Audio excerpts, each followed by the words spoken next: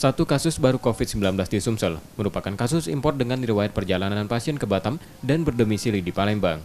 Pasien berusia 55 tahun dan berjenis kelamin perempuan itu saat ini tengah diisolasi dan dirawat di RSMA Palembang. Total ada 17 kasus positif COVID-19 di Sumsel yang didominasi kasus impor. 2 meninggal dunia, 1 pasien dinyatakan sembuh dan sisanya masih dirawat.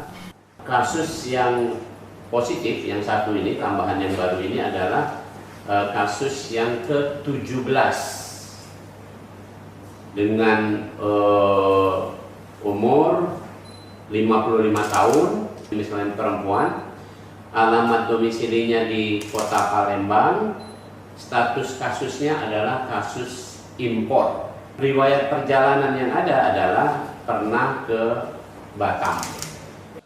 Untuk pasien dalam pengawasan atau PDP di provinsi ini, bertambah menjadi 56 pasien, 35 dinyatakan negatif, dan sisanya masih dalam pengawasan.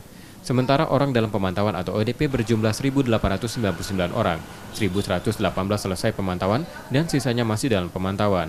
Serta spesimen berjumlah 154, 63-nya masih dalam proses.